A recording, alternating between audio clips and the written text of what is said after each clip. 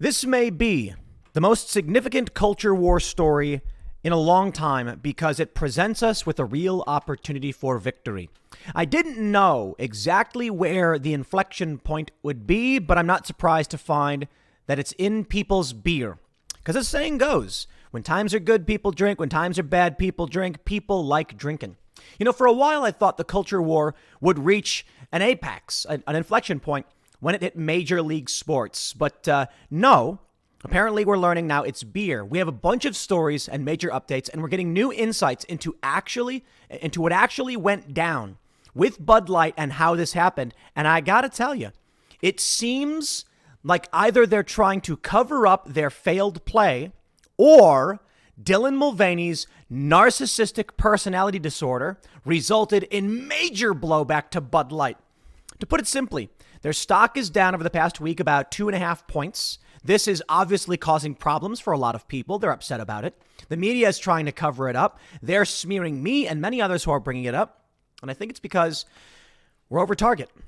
I don't know if this is true, but according to this story from Fox News, it would seem that what actually happened is that Dylan Mulvaney received a generic media kit that a bunch of different people get, and then being the narcissist that Dylan Mulvaney is, made a video being like, woo, Bud Light, and look at this can and all of that stuff, resulting in an inference that Bud Light was actually trying to get Dylan Mulvaney to promote and sponsor their brand. Now, that may be a lie.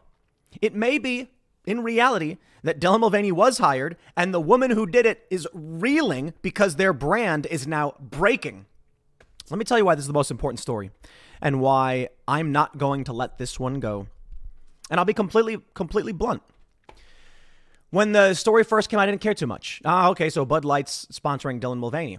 You know, I don't give a crap about a lot of these culture war issues when it comes to how a person wants to privately live their life. But when it comes to someone like Dylan Mulvaney, who is, I believe is a narcissistic sociopath who is trying to be famous and is not really trans, this matters. So I make a video about it after Kid Rock's response. Lo, I receive 1.5 million views. And I had to think about that for a second. I was like, that's a lot of views for a video. A video is 10 minutes long. It wasn't one of my longer segments. And I said, well, for one, I think this matters to people. But more importantly, it presents an opportunity. If you all do really care about this, and it is something you're willing to rally behind, the opportunity is here for a tremendous victory in the culture war. And that is, we must see an apology from Anheuser-Busch. I've said it before, but I want to stress this again. The moment a major multinational corporation apologizes for being woke, that's the inflection point. And considering the wave of interest, I mean, I'm thinking of it like, you know, a whole bunch of people rose up and said, not our beer. And I said, okay, this is what gets people active to try and win the culture war. I will take it. I'm not a beer drinker, but let me tell you this. If Anheuser-Busch apologizes, I will go out and buy 10 cases.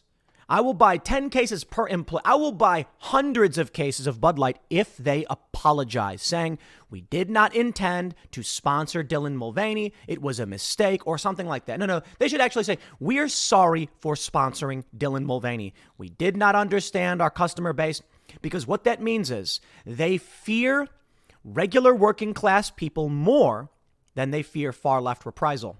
For the longest time in the culture war, the issue has been that these major corporations are more terrified of far left extremists than they are of their own customers. And so they keep saying, I'd rather just adhere to what the lunatics are saying, so they leave us alone. Let's make sure by voting with our dollars, Bud Light understands. Anheuser-Busch understands. They have to apologize. Take a look at this story. It goes from bad to worse for Anheuser-Busch. I think we're winning this one, and I'm not going to let go. Bud Light's Dylan Mulvaney controversy hits rural distributors as branding guru thinks consumers are confused. Quote, there were questions within the industry of why Anheuser-Busch would wade into the culture wars, Harry Schumacher said. Now, this is really interesting. This is a guy who covers beer. Beer Business Daily says Anheuser-Busch distributors in rural areas are spooked over widespread backlash to Bud Light celebrating trans activist Dylan Mulvaney's, quote, 365 days of girlhood with a polarizing promotion, according to trade publication Beer Business Daily. This is probably the biggest controversy we've seen in a long time. Beer Business Daily editor and publisher Harry Schumacher told Fox News Digital, "It could be a tempest in a teapot. Could be temporary, but it's enough that distributors have rung the bell." I like to hear it. And they should continue. Last night we had Peter Boghossian on Timcast IRL, and he said, you have to keep this up. It has to be sustained. Let me boost the volume a little bit for you guys. He says, you have to keep this up. It has to be sustained. He is completely correct. We need to make sure that everyone remembers, and it is not temporary. We're not asking for the world. I don't want anybody to go out and protest. I don't want any violence or anything like that. I don't want any phone calls. I don't want any emails. We don't need to do any of that. I mean, if you want to send an email to Anheuser-Busch saying, I find your ad campaigns distasteful, by all means, go ahead and do it. What I'm saying is simply don't buy their beer because they're feeling it. And it's actually quite incredible how many people have said, I won't buy Bud Light because of this. But check this out. We know about how this started. They say the announcement was met with significant criticism. This we know. Beer Business Daily, which targets alcohol industry executives, retailers, distributors, and other key figures, didn't cover the story when it first caused outrage. Schumacher, however you pronounce it, didn't think it was newsworthy at first, noting there is always chit-chat about various brands circulating online. But once the stories remained firmly in the zeitgeist as Passover and Easter weekend approached, and beer distributors throughout the nation expressed concern, he knew Beer Business Daily readers had an interest. And that's exactly what I was saying. I did not think that Bud Light was going to be the catalyst for a major pushback in the culture war. But I got to tell you, if y'all really care about your Bud Light that much and you're this pissed about it, well, tremendous. Let's take the opportunity and get that apology. There was a little bit of worry, especially in the South and the Midwest, and especially in rural areas where retailers were reporting the customers weren't happy with Bud Light, and some retailers themselves weren't happy with Bud Light. As the week went on, there were questions within the industry of why Anheuser-Busch would wade into the culture wars with their largest brand. The simple answer is that I don't think they intended to. Here, this is interesting. Schumacher said the beer juggernaut sent out a media kit to Mulvaney similar to other social media influencers. To other social media. Okay, there's a typo here. Similar to other social media influencers quietly receive on a regular basis. There you go. But Mulvaney, who has a plethora of sponsorship deals and was given the opportunity to interview President Biden about LGBTQ issues, isn't a typical social media influencer. She posted it on her Instagram account, and then it took off from there. I think it was TikTok, to be honest. So when it started affecting consumer demand is when we decided to jump in and report on it, Schumacher said, adding that he doesn't have any skin in the game and simply wanted to view the situation purely from a marketing and sales perspective. Schumacher penned an entry for his publication that indicated distributors in rural areas of America are spooked by possible ramifications. Those distributors also tend to be smaller and more reliant on the Anheuser-Busch brands to pay their bills. And so, yeah, there is some concern about it. The controversy extended through the holiday weekend, which is a problem for Anheuser-Busch. They thought they could sit on this one and it would go away. Let me tell you, my friends, PR 101. They're trying. I'm not going to let go. PR 101 is when faced with a controversy, ignore it. Say nothing, do nothing, let it pass. Not this time. I'm not going to. I'm going to keep making videos, and I'll tell you exactly why. Here's the first easy and obvious one. You want to play a game of market politics, Anheuser-Busch? I get a lot of views when I make videos about Anheuser-Busch. Works for me. I can keep this up all day. Because apparently the people who watch these videos and the people who like drinking beer are really, really invested in this story, which makes it an easy business decision for me. Just goes to show that so long as the money's good, I got no reason to let go. But let's be real. You know what really excites me? I could make a video about Donald Trump and get a ton of views as well. I don't need to talk about beer. I'm just excited that people are finally standing up and care about something enough to have an impact. And it's the easiest ask in the world. What I see on this front, and again, like I said, I'll be totally honest. First and foremost, what I care about most, it's not the money. Yeah, the videos get a lot of views. What I care about is what is going to have an effect on our generation and what's going to win us the culture war. And you know what I see here? I see tremendous opportunity. I don't need to make 3 videos to make money off the views. But hey, you want to talk business, Anheuser-Busch? It's there too. You want to talk about what I see? I see 1.5 million people, hundreds of thousands of people who will watch a video about this and say, I am now ready, willing, and able to do what I can to have an impact in the culture war. And that is to say, they want to know why you did this. They want an apology. And so I'll absolutely keep this up as long as it takes. And even to the extent that people start losing interest, I will do whatever I can to reignite that interest. Because if people can boycott Bud Light this effectively for this long, and we can keep it up for another week or two, and they're forced to apologize, I want you to understand what that means in the culture war. It means that for the first time, well, one of the first times and one of the biggest, a major multinational corporation will need to publicly denounce wokeness. They will have to publicly denounce it. So here's what you do. You got friends who don't care about this stuff? Perfect. Just don't buy the beer. Here's what you do. You're hanging out with your buddies. Maybe it's a game night. Maybe it's poker night. Whatever it is you guys do. You say, hey guys, I'll bring the beer this time. Don't worry about it. Maybe your friends are like, I don't care about that stuff, dude. I just want a Bud Light. You say, okay, well, here's what I'll do. I'm going to go out and pick up the beer. And then you know what you do? Hey, buy a microbrew, buy a different brand. Miller Coors is not like the easy way out because they do a lot of this corporate woke stuff too. But just find an import or a microbrew. Find a brand of beer that works for everybody. And then when you show it, they'll be like, oh, you weren't going to get Bud Light? Be like, nah, this is better. I really doubt they'll care. They'll be like, I don't know, whatever. Beer's beer. I wonder if Old Style or PBR is on board this stuff. I don't know. I don't know enough about who owns which beer brands. The point is, just find a brand and be the one to buy it, and then you don't even have to go to your friends and be like, guys, you really got to not buy this beer. They're gonna be like, dude, I don't care about that stuff. All you got to do is be the one to go buy it, and make sure they're not buying Bud Light. Plain and simple. Now, I think there's a possibility.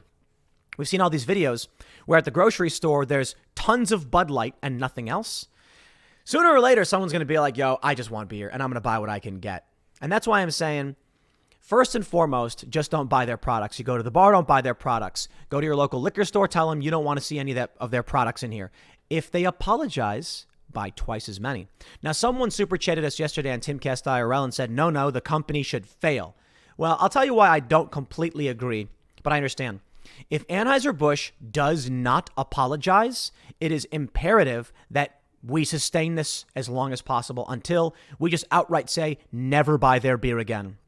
I think it's possible that they'll, after a few months, people will stop caring. And that's what worries me. Right now, I see an opportunity with people who really care to take advantage and say, we need that apology. I think in the long term, the weight is against us. The pressure is against us. So now is the opportunity for maximum pressure. Let's read more of this story. I got a lot more to show you, too. There's so much here. He says, Schumacher believes that it's dangerous for any major company to only market toward existing customers who might be aging out. And Bud Light is smart for targeting Gen Z with its advertising, but must be willing to accept pain points along the way. You do have to pivot to the values of a younger generation, and those values don't always align, as we're seeing here with older folks. Now, this guy is completely wrong. He makes a decent point, but he's wrong. The issue here is Dylan Mulvaney does not represent the interests of Gen Z. Dylan Mulvaney represents algorithmic manipulation and cultural decay. And while there may be Gen Zers who like Dylan Mulvaney, the viewership on this stuff it's wide-ranging. They're trying to make Dylan Mulvaney a thing because TikTok made Dylan Mulvaney a thing. But that doesn't reach regular people. Go out to any bar. And if you go to, say, Brooklyn, they don't even know about this. Some might, and they probably don't care. Go out to rural areas, suburban areas, and you're going to find people that are just like, what is this? And therein lies the point. If they wanted to target Gen Z, then they should have hired Billie Eilish, not Dylan Mulvaney. That's my point. You have people who among Gen Z are, totally fine. I mean, is anybody really complaining about Taylor Swift? I mean, maybe sometimes here or there. But get Taylor Swift to do it. There you go. Congratulations. Young people now drinking your beer. Instead, they went for one of the most divisive characters. Expanding Bud Light's potential consumers was a necessary move for the long term. But Schumacher feels beer makers need to be strategic. I'm not sure if this particular promotion was the best one. A group that is very happy about it is obviously Anheuser-Busch's competitor. So Miller and Coors and distributors are doing great. And they are. I looked up their stock. Seems to be going fine. Ultimately, Schumacher has seen that product boycotts tend to be short-lived, which is something Ace of Spades agency founder JJ echoed. Jay, whose digital PR agency works with a variety of major brands and content creators, doesn't think the negative publicity will ultimately harm Bud Light's bottom line.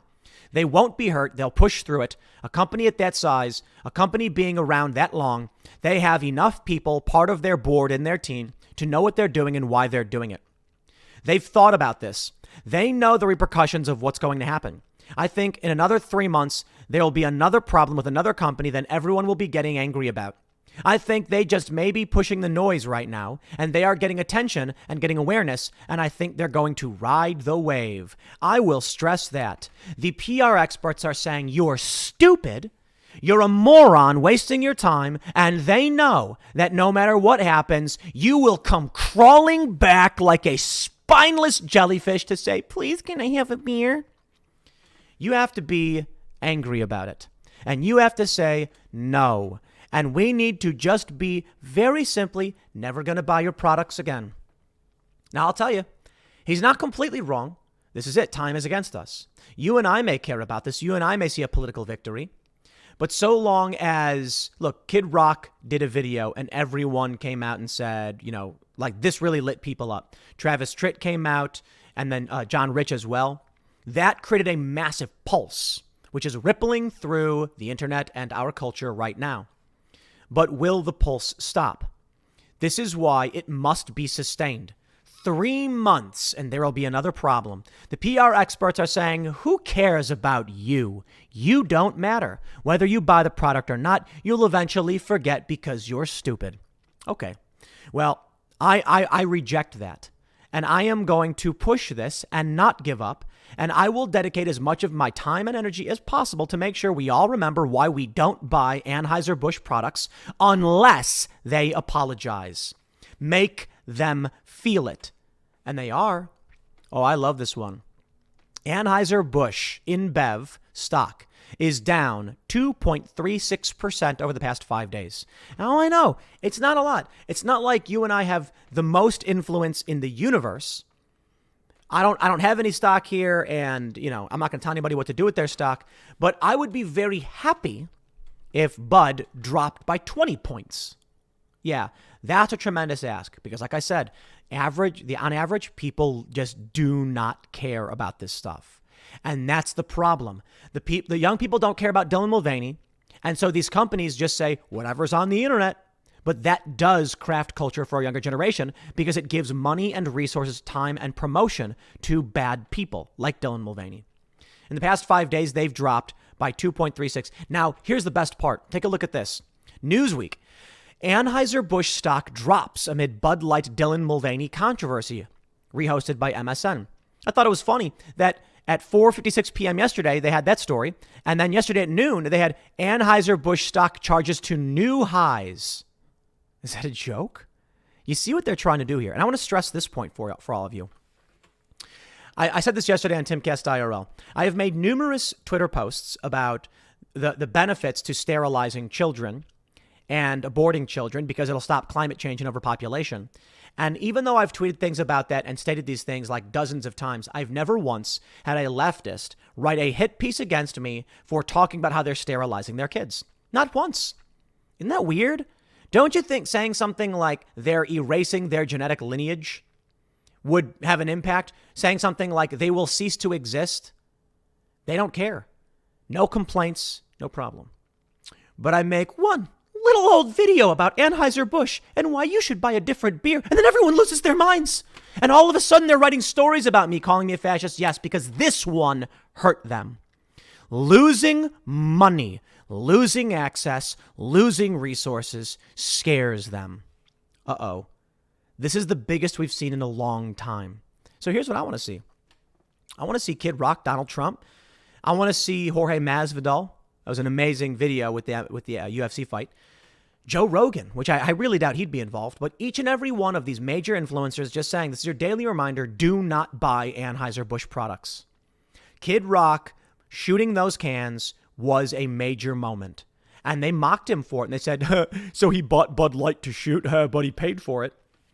And it was worth it. And I'm glad Bud Light got the extra $30-40 for those cans because now, thanks to Kid Rock buying that $30 or $40 worth of beer, they probably lost millions. But millions ain't that much to a company like this, and it's only been a week.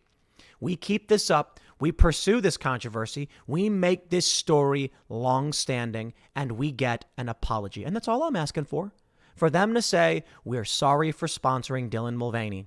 We didn't realize how divisive it would be and how damaging it would be to our brand and to your experience. So for that, we apologize, and we will not pursue this kind of brand advertising in the future. That's what needs to be said, because right now they are telling you, the PR companies are telling you that you're too stupid and you will forget. And eventually you will give up. More importantly, that's what they're saying. They're saying you have no conviction. You have no spine, and you will give in only a few months. You won't care anymore. Well, I don't think that's true. I think people are getting angry, and that's why the Daily Wire is exploding. That's why Jeremy's chocolate sold hundreds of thousands of bars. That's why Jeremy's razors sold, I don't even know how many subscriptions they sold, but it was tremendous. The Daily Wire recognizes that you do want alternatives, and that you are willing to buy them. And that's a lesson these people need to learn. Jay believes it all boils down to longtime Bud Light consumers being a tad baffled by the partnership. It's confusing to a lot of people, and for a lot of people that feel like Bud Light part of their own family, Bud Light is part of the, because they drink it, they're part of the brand. When something new comes into the space, it doesn't make sense for them. Of course, they're going to be outraged. It's just confusing. I think the issue is that we know Dylan Mulvaney is a narcissistic sociopath. That's it. I don't care about people who are trans who want to live their lives and do that. In fact, as I pointed out before, we had Tom Fitton on the show who said he argued against transgender surgery for everyone. And I said, if you're an adult, it's fine. I don't care. Live your life. Now, there are certain questions about where the lines are and what a doctor can or cannot do to a person. But my point is, Dylan Mulvaney can do whatever they want. I just think Dylan Mulvaney is not trans. You watch any of the content, I've broken this down, it's algorithmic manipulation. And Bud Light is dumping money into a destructive and narcissistic trend. We should not allow that. So for whatever reason you're outraged by this, please continue to be outraged. And now they're telling you you're stupid. So you should be doubly offended. The marketing experts are saying, the people complaining about this, bunch of morons, too stupid to do anything. They don't know what they want. They're just a little confused. No.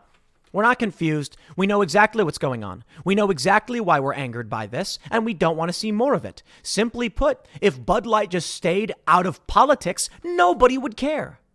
But they decided that they sacrifice you, and they'll make more money.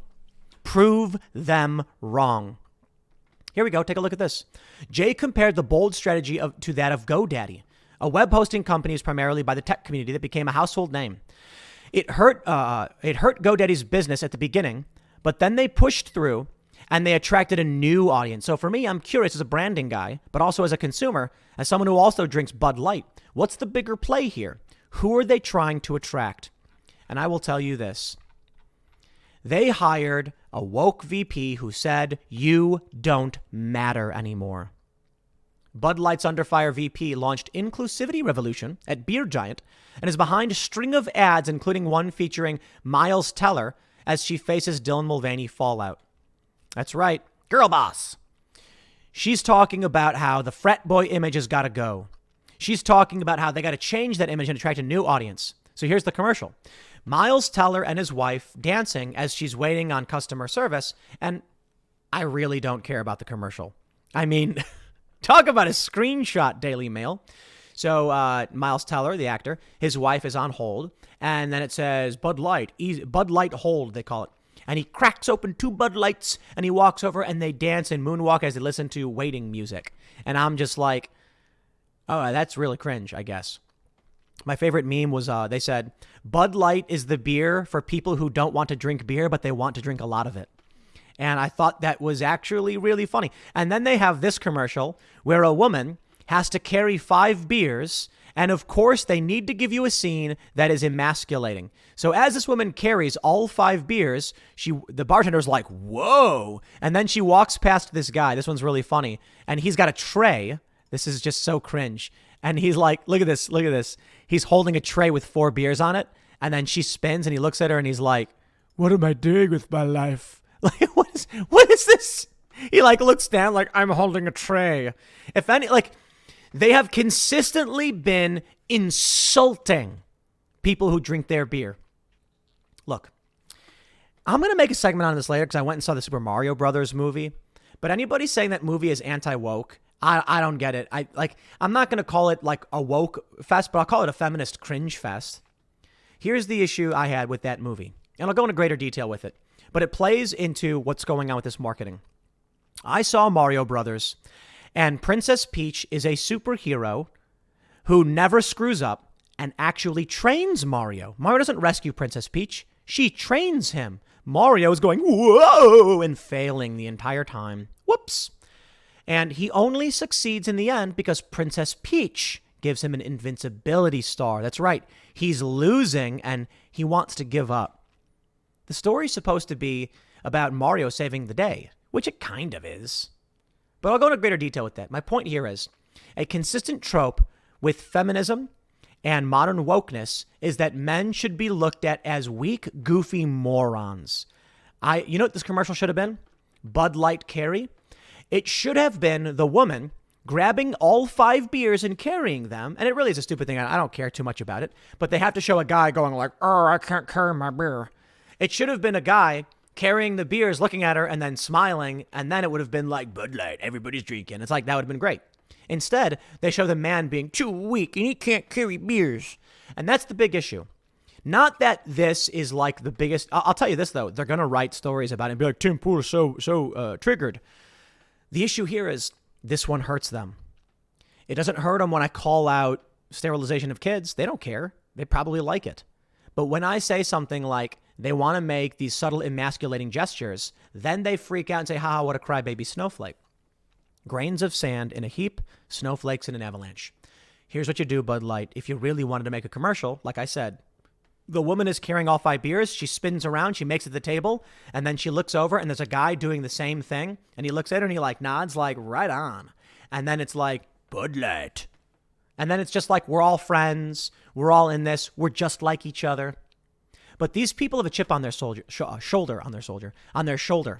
I think this woman she's been told she's a victim. She's been told she's oppressed. And so it's not really about promoting women. It's about getting revenge. And so that's why they make these commercials and they make these products that are intentionally divisive and hurtful. But I'll wrap it up there because I can't, I'm not going to go on for 27 years on this one. But I do want to say one thing. Dylan Mulvaney was also sponsored by Nike. But hey, guess what? Nike's doing fine. In the past day, they're up 1.41%. They did see a similar drop off, but they're recovering. Why? Because I don't think anybody really cares. Like Nike sponsored Dylan Mulvaney, and we complained about it, but Nike's base is not a bunch of beer drinking bros. And that's the issue. They're hoping, as they've stated, that they can get rid of you as a customer, Bud Light, and attract people like Dylan Mulvaney. They want them drinking beer, young people. They are saying it and screaming it. So it's this simple. Abandon them. A woman said the other day in a viral video the left is sharing, she was like, it's not so much that you're boycotting them, but that they're disregarding you and they don't care. Okay. I accept those terms outright. And I think you should too. I'm sorry, my friends. You're not boycotting Bud Light. When Bud Light sponsored Dylan Mulvaney, they boycotted you. And they said, we don't care about you. We don't want your money. We don't want your business. You're a stupid bigot. Okay, so stop buying it. But I tell you this, my friends, the moment they feel that pain, the moment the economic damage to their business exceeds their fear of the far left, they will apologize. And that will be an inflection point in the culture war where major corporations will say, oh, crap, we better be careful when we sponsor psychopaths like Dylan Mulvaney. I'll leave it there. Next segment's coming up at 1 p.m. on this channel. Thanks for hanging out, and I'll see you all then.